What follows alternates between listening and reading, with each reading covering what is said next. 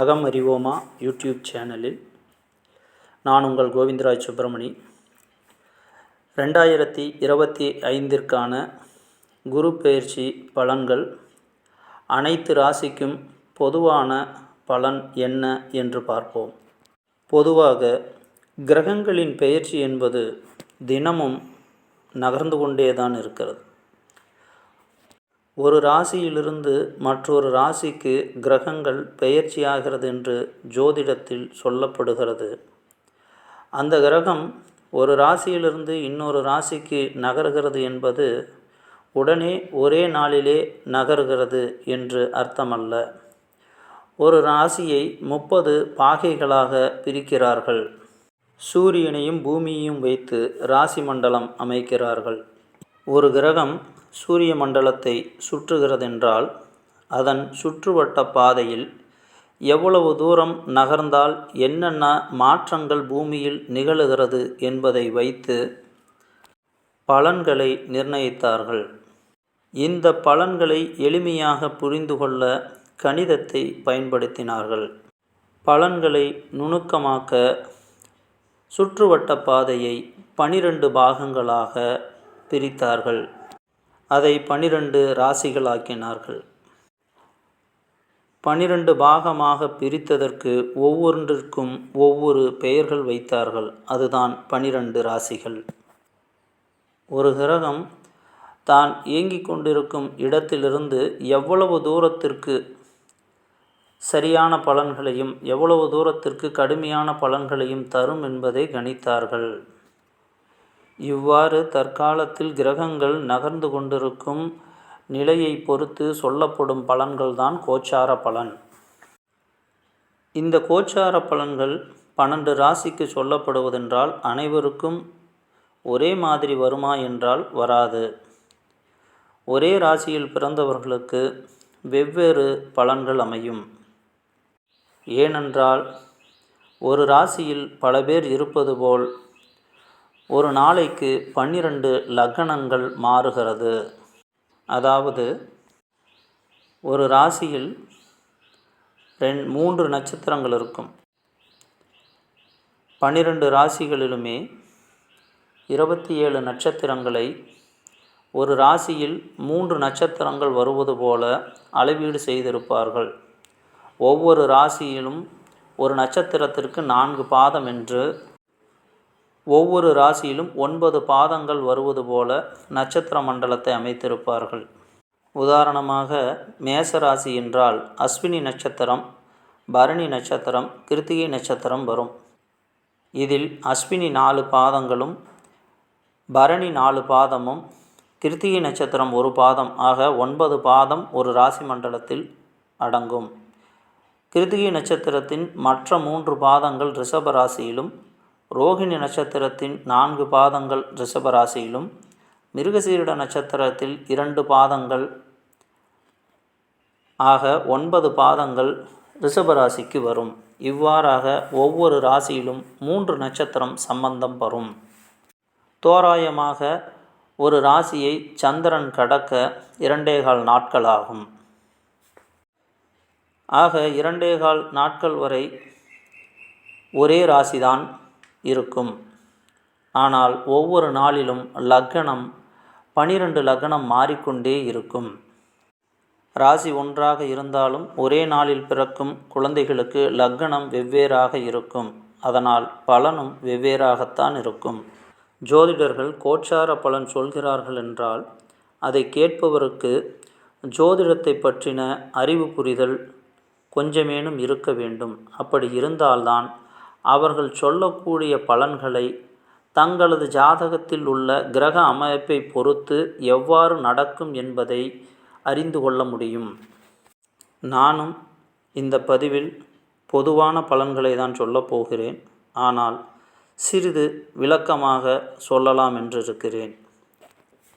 ஜோதிடத்தின்படி இந்த 2025 சித்திரை மாதம் விசுவாவசு வருடம் சித்திரை மாதம் 31ஆம் நாள், அதாவது 14 மே 2025 புதன்கிழமை இரவு 10:36 மணியளவில் திருக்கணித பஞ்சாங்கத்தின்படி ரிஷப ராசியிலிருந்து குரு பகவான் மிதுன ராசிக்கு பயிற்சியாகிறார்.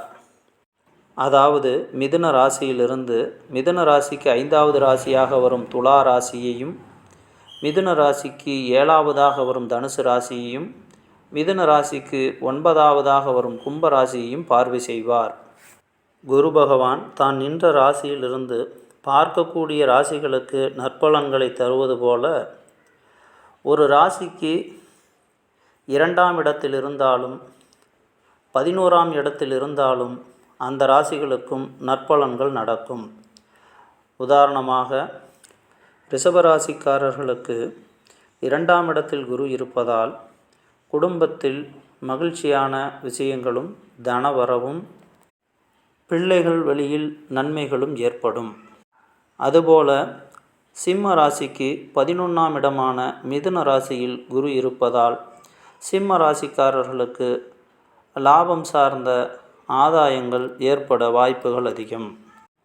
ஆக இந்த குரு பெயர்ச்சி துலா ராசிக்கும், தனுசு ராசிக்கும், கும்ப ராசிக்கும், அதற்கடுத்தபடியாக ரிஷப ராசிக்கும், அதற்கடுத்தபடியாக சிம்ம ராசிக்கும் நற்பலன்கள் அதிகமாக ஏற்படக்கூடிய வாய்ப்புகள் அதிகம். குரு பெயர்ச்சியால் மேச ராசிக்கு உண்டான பலனை பற்றி பார்ப்போம். மேச ராசிக்கு குரு 3ஆம் இடத்தில் இருக்கிறார். அங்கே பகை பெற்று இருப்பதால் மிருகசீரிட நட்சத்திரமான 3, 4ஆம் பாதத்தில் சஞ்சாரிக்கும் காலகட்டங்களில் குடும்பம் சார்ந்த விஷயங்களிலும், சகோதரர்களிடமும், கணவன் மற்றும் உறவு சார்ந்த அதிகப்படியான மரியாதையையும் கௌரவத்தையும் உரிமையையும் எதிர்பார்க்கும்போது பிரச்சனைகள் அதிகமாகும். அதனால் மன உளைச்சல் ஏற்படும். அதே குரு பகவான் திருவாதிரை நட்சத்திரத்தில் சஞ்சாரம் செய்யும்போது செய்யக்கூடிய செயல்களில் தீவிரம் காட்டுவார்கள். ஒரு செயலை இப்படித்தான் திட்டமிட்டு செய்ய வேண்டும் என்ற திட்டங்களை போடுவார்கள். ஆனால் செயல்களை செய்யும்போது அந்த திட்டத்தின்படி செயல்களை செய்ய முடியாத நிலை வரும். ஆதாயத்தை பெரிதாக எதிர்பார்ப்பார்கள். ஆனால் மரியாதை கிடைக்கக்கூடிய இடத்தில் ஆதாயங்கள் மிக மிக குறைவாகத்தான் கிடைக்கும். ஒரு செயலில் அலைச்சல் மிகவும் அதிகமாக இருக்கும். இந்த மேசராசிக்காரர்களுக்கு லக்னம் ரிஷப லக்னமாக, சிம்ம லக்னமாக, விருட்சக லக்னமாக, கும்ப லக்னமாக இருந்தால் நற்பலன்கள் அதிகமாக கிடைக்கும். இந்த லக்னத்தில் பிறந்தவர்கள் இந்த ரிஷபம், சிம்மம், விருட்சகம், கும்பம் இந்த லக்னத்தில் பிறந்தவர்களின் ஜனனகால குரு வலுவாக இருந்தால் நற்பலன்கள் அதிகமாக நடைபெறும். கெடுபலன்கள் பெரும்பாலும் குறையும். அடுத்தது ரிஷப ராசிக்கான 2025 குரு பெயர்ச்சி பலன். ரிஷப ராசிக்கு அஷ்டமாதிபதியும் லாபாதியுமான குரு பகவான் 2ஆம் இடத்தில் சஞ்சாரம் செய்கிறார். மற்றவர்களால் திடீர் ஆதாயங்கள் ஏற்படும். கேட்ட இடத்தில் கடன் கிடைக்கும். ஆனால் தகுதிக்கு மீறி கடனை வாங்க வேண்டாம். லாபத்தை எதிர்பார்த்து கையில் இருக்கும் பணத்தை கொண்டு அதிக முதலீடு செய்ய வேண்டாம். அதுபோல கடன் வாங்கியும் முதலீடு செய்தால் திடீரென பண முடக்கம் ஏற்படவும் நஷ்டம் ஏற்படவும் வாய்ப்பு அதிகம். பிள்ளைகள் வகையிலும் அவர்களின் முன்னேற்றத்திற்காகவும் வேலை, ஆரோக்கியம் போன்ற விஷயங்களுக்காக விரயங்கள் செய்யக்கூடிய நிலை உண்டாகும். ரிஷப ராசிக்காரர்கள் சிம்ம லக்னம், தனுசு லக்னம், கும்ப லக்னமாக இருந்தால் பிரச்சனைகள் வெகுவாக குறையும். நற்பலன்கள் அதிகமாக நடக்கும். ரிஷபராசிக்காரர்களுக்கு ரிஷபராசிக்கு 8ஆம் இடத்தை குரு பார்வை செய்வதால் சந்திராஷ்டம காலத்தில் வரக்கூடிய பிரச்சனைகளை சமாளிக்கக்கூடிய அளவிற்கு சூழ்நிலைகள் ஏற்படும். மிதுன ராசிக்காரர்களுக்கான பலன். மிதுன ராசிக்கு குரு பகவான் 7, 10க்கு அதிபதியாக வருகிறார். மிதுன ராசி உபய ராசியாக இருப்பதால் குரு பகவான் பாதகாதிபதியாக ஆகிறார். 7க்குடைய பாதகாதிபதி மிதுனத்தில் வலுக்குன்று இருப்பதால் மற்றவர்களால் வரக்கூடிய தொந்தரவுகளை சமாளிக்கக்கூடிய அளவிற்கு திறன் இருக்கும். தொழில் சார்ந்த விஷயங்களில் முயற்சிக்கு தக்கபடி பலன் இருக்கும். இந்த அளவில் போதும் என்று நிறுத்திவிட்டால் முன்னேற்றம் தடைபடும். தொழில் சார்ந்த விஷயத்திலும் குடும்பத்திலும் மற்ற மனிதர்களை சூழ்நிலைக்கு ஏற்றாற்போல் அனுசரித்து செல்வதால் சாதகமான பலன்கள் அதிகமாக ஏற்படும். மாவு சம்பந்தமான பொருள், மஞ்சள் நிறமுடைய பொருள்களால் இவர்களுக்கு உடல் சார்ந்த தொந்தரவுகள் ஏற்படும். கழுத்து, கை, தோள்பட்டை பகுதிகளில் உபாதைகள் ஏற்பட வாய்ப்புகள் அதிகம். தொழில் சார்ந்த விஷயங்களில் அடிக்கடி பயணங்கள் செய்யக்கூடிய அமைப்புகள் ஏற்படும். குழந்தைகள் வகையிலும் தந்தை சார்ந்த வகையிலும் சுப விஷயங்கள் சார்ந்த வகையிலும் கவனமுடன் இருந்தால் பிரச்சனைகள் குறையும். மிதுன ராசிக்காரர்கள் சிம்ம லக்னமாகவோ துலா லக்னமாகவோ தனுசு, கும்பம் போன்ற லக்னங்களில் பிறந்தவர்களாக இருந்தால் நற்பலன்கள் அதிகமாக இருக்கும். அடுத்தது கடகராசிக்கான பலன்கள். கடகராசியில் குரு உச்சம் பெறுகிறார். கடகராசிக்கு 12இல் குரு பகவான் பெயர்ச்சியாகி இருக்கிறார். கடகராசி கடக லக்னக்காரர்களுக்கு குரு பகவான் யோகாதிபதி 6, 9க்கு அதிபதியாக வருவார். இந்த குரு பெயர்ச்சியில் பொதுவாக தொழில் சார்ந்தும் ஆரோக்கியம் சார்ந்தும் சுய கௌரவம் சார்ந்தும் விரயங்களையும் பயணங்களையும் மேற்கொள்வார்கள். இவர்கள் வீட்டுக்கு 4ஆம் இடத்தை குரு பார்வை செய்வதால் சுக சௌகரியங்களுடன் இருப்பதை அதிகமாக விரும்புவார்கள். கடன் வாங்குவதில் கவனம் தேவை. இல்லையென்றால் அதிகப்படியான கடனை வாங்குவார்கள். அதனால் தொழிலில் வரக்கூடிய வருமானத்தை கடனுக்காகவே கொடுக்க வேண்டிய சூழ்நிலையும் ஏற்படும். குழந்தைகள் வகையில் கவனம் தேவை.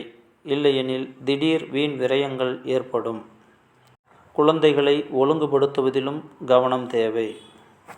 கடகராசிக்கு 8ஆம் இடமான கும்பராசியை குரு பார்வை செய்வதால் இவர்களுக்கும் சந்திராஷ்டம காலங்களில் சமாளிக்கக்கூடிய அளவிற்கு சூழ்நிலைகள் ஏற்படும்.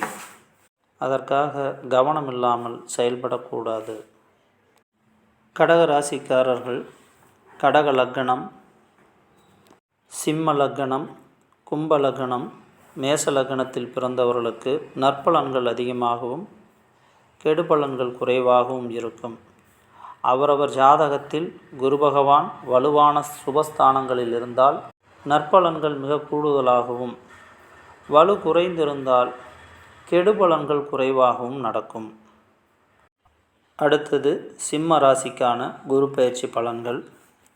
சிம்ம ராசிக்கு 5ஆம் இடத்திற்கும் 8ஆம் இடத்திற்கும் அதிபதியாக குரு பகவான் 11ஆம் இடத்தில் இருக்கிறார். குழந்தைகள் வகையிலும் மற்றவர்கள் வகையிலும் திடீர் ஆதாயங்கள் ஏற்படக்கூடிய ராசியாக சிம்ம ராசி இருக்கிறது. அதுபோல கவனக்குறைவுடன் இருந்தால் சிம்ம ராசிக்காரர்களுக்கு அவர்களுடைய ஜனன ஜாதகத்தில் குரு வலு குன்றி இருந்தால் திடீர் நஷ்டங்களும் பண முடக்கமும் ஏற்படும். கவனத்துடன் இருந்து செயல்படும்போது திடீர் நஷ்டங்களால் வரக்கூடிய சூழ்நிலைகளையும் பண இழப்புகளையும் பெருமளவில் தவிர்க்க முடியும். ஏனென்றால் இவர்களுக்கு குரு சிம்ம ராசிக்கு 3ஆம் வீட்டையும் 5ஆம் வீட்டையும் பார்வை செய்கிறார். அதனால் முன்கூட்டியே ஒரு செயலால் ஏற்படக்கூடிய விளைவுகளை கணிக்கக்கூடிய திறனும் செயல்பாடும் இருக்கும். அதனால் பெருமளவு துன்பத்திலிருந்து இவர்கள் தப்பித்து கொள்ளலாம். இவருடைய சுய ஜாதகத்தில் குரு பகவான் வலுவுடன் இருந்தால் நல்ல பலன்கள் அதிகமாக நடைபெறும். சிம்ம ராசிக்காரர்கள் சந்திராஷ்டம காலங்களில் மிகவும் கவனத்துடன் செயல்பட வேண்டும். இல்லையென்றால் தேவையில்லாத அலைச்சலும் ஒரு வேலையை இருமுறை செய்வதும் பொருள் நஷ்டமும் ஏற்படும்.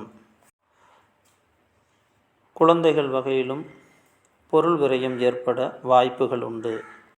வழிபாட்டு தலங்களுக்கான பயணங்களும் மேற்கொள்வார்கள். சிம்ம ராசிக்காரர்கள் சிம்ம லக்னம், விருச்சக லக்னம், தனுசு லக்னம், கும்ப லக்னம், மேச லக்னம் இந்த லக்னத்தில் பிறந்த சிம்ம ராசிக்காரர்களுக்கு நற்பலன்கள் அதிகமாக நடைபெறும். குரு பகவான் இவருடைய ஜனன ஜாதகத்தில் நல்ல நிலையில் இருந்தாலும் தற்போது கோச்சார குரு பார்வைப்படும் இடங்களில் இருந்தாலும் நற்பலன்கள் அதிகமாக ஏற்படும். அப்படி இல்லை என்றால் கெடுதலான பலன்கள் குறைவாக ஏற்படும். அவற்றை சமாளித்து செல்லக்கூடிய திறன் இருக்கும்.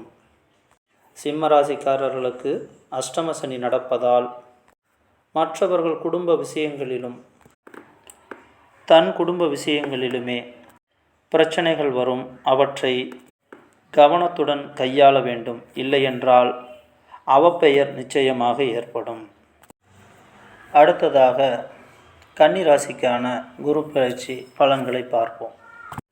கன்னிராசிக்கு 4, 7ஆம் இடத்திற்கு அதிபதியான குரு பகவான் 10ஆம் இடத்தில் சஞ்சாரம் செய்கிறார். தொழில் சார்ந்த விஷயங்களில் மாற்றம் ஏற்படும். தொழில் செய்யக்கூடிய நிறுவனத்தின் வேறு கிளைகளுக்கோ அல்லது வேறு ஊர்களுக்கோ அல்லது குடும்பத்துடன் வேறு இடத்திற்கு குடிபெயர்வதோ போன்ற மாற்றங்கள் நடைபெறும். சுயதொழில் செய்பவர்களுக்குமே தங்கள் தொழிலில் சில மாற்றங்களை செய்வார்கள். வீடு இடமாடக்கூடிய சூழ்நிலையும் ஏற்படலாம். தொழில் சார்ந்த விஷயங்களுக்காக வாகனங்கள் வாங்க வேண்டிய சூழ்நிலைகள் வரலாம். மற்றவர்கள் தன்னை உயர்வாக நினைக்க வேண்டுமென்று தொழில் சார்ந்த விஷயத்திலும் ஆடம்பர விஷயத்திலும் கவனத்தை செலுத்துவார்கள். எந்த அளவிற்கு தொழிலில் உழைப்பை செலவிடுகிறார்களோ அந்த அளவிற்கு இவர்களுக்கு ஆதாயம் உண்டு. ஆனால் அலைச்சல் அதிகமாக இருக்கும். வேலை பளு அதிகமாக இருப்பதால் உடல் ஆரோக்கியம் சார்ந்த விஷயங்களில் கவனம் தேவை. சுக சௌகரிய விஷயங்களில் கணவன் மனைவிக்குள் சிறு சிறு மனஸ்தாபங்கள் வந்து போகும். கன்னிராசிக்காரர்கள் தனுசு லக்னமாக இருந்தால் தொழில் செய்து இருக்கக்கூடிய கடன்களை அடைக்கக்கூடிய சூழ்நிலைகள் ஏற்படும். அதனால் கடன் சுமை குறையும் வாய்ப்புள்ளது. துலா லக்னக்காரர்களுக்கு நீண்ட நாள் தீராத நோய்க்கு தற்பொழுது வைத்தியம் பார்த்தால் நோய் தீரும். விருச்சக லக்னமாக இருந்தால் குழந்தைகளுக்கான தேவைகளை பூர்த்தி செய்வதில் பொருளாதார விரயம் ஏற்படும். தனுசு லக்னம், கும்ப லக்னம், ரிஷப லக்னம் உள்ள கன்னிராசிக்காரர்களுக்கு ஆதாயமான பலன்கள் அதிகமாக ஏற்பட வாய்ப்புகள் உள்ளது. அதுபோல மீன லக்னக்காரர்களுக்கும் தொழில் சார்ந்த விஷயங்களில் ஆதாயம் அதிகமாக இருப்பதற்கான வாய்ப்புகள் இருக்கிறது.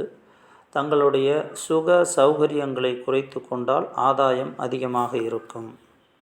மற்ற 6 ராசிகளுக்கான பலன்களை அடுத்த பதிவில் பார்ப்போம். நான் உங்கள் கோவிந்தராஜ் சுப்பிரமணி. நன்றி, வணக்கம்.